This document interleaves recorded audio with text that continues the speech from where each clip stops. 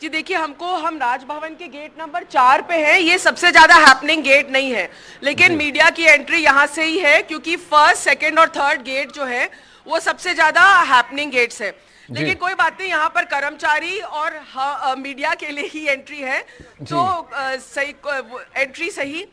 लेकिन हाँ, हम आपको बता दें कि जिस तरह से पहले तो सब जो बीजेपी एमएलएज हैं वो बीजेपी दफ्तर जा रहे हैं, और फिर यहाँ पे गेट नंबर 1, 2 और 3 जो मेन गेट्स हैं वहाँ से उनकी एंट्री होगी। इसके बाद में वो यहाँ पर आएंगे। और आपने जो नाम बताए हैं, जो एमएलएज हैं, नौक्षम चौधरी हैं, मदन दिलावर हैं, साथ साथ मेवाड़ से कई लोगों को फोन आए हैं, ताराचंद जैन हैं, और दूसरे जो नाम आपने सबने डिस्कस किए, ये सब चर्चा में है। प्रतापपुरी का भी बताया जा रहा है कि नाम है, बालकनाथ का है, किरोड़ी लाल मीना का है। बताया जा रहा है कि 20 से 25 नामों की ये जो मंत्रिमंडल है ये तय होगा।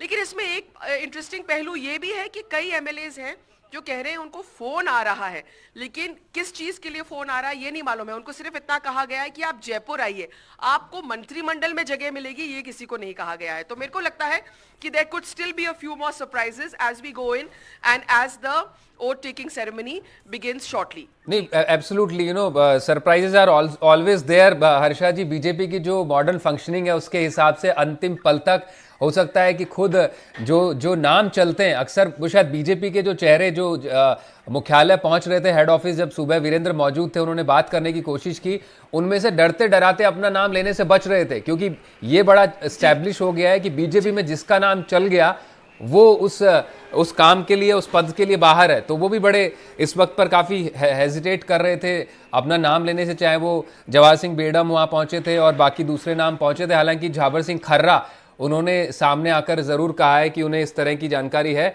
मदन दिलावर ने भी हालांकि उसमें नहीं कहा। महेंद्र प्रतापपुरी बचते दिखे जब सुबह बात हो रही थी एनडीटीवी से भी कि कोई भी जिम्मेदारी मिलेगी ज़रूर निभाऊंगा, फ़ोन आने की तो ज़रूरत ही नहीं पड़नी चाहिए। तो ये इस तरह के संकेत हैं जो बीजेपी के लोग आखिरी वक्त तक वो सीक्रेसी रखते हैं। और खासतौर पर आजकल तो जब इनविटेशन जाता है तो उसमें खासतौर पर लिखा जाता है नीचे कि किसी भी तरह के बयान को देने से बचें। ये वही अनुशासन बीजेपी में दिखाई पड़ रहा है। जी बिल्कुल, आजकल जो ये है बिल्कुल बहुत ज्यादा सीक्रेसी के साथ आगे बढ़ रहे हैं। पहले ऐसा नहीं होता था, यहाँ तक कि जब मंत्रिमंडल कब होएगा उसको लेकर कई बार मीडिया ने चलाया है, फिर वापस बैक ट्रैक किया है, फिर चलाया है, फिर वापस बैक ट्रैक किया है। फिर अल्टीमेटली जब तय हो गया था कि आज होना था, तब भी एडिटर्स भी डर रहे थे कि भाई इस बार चलाए कि नहीं चलाए।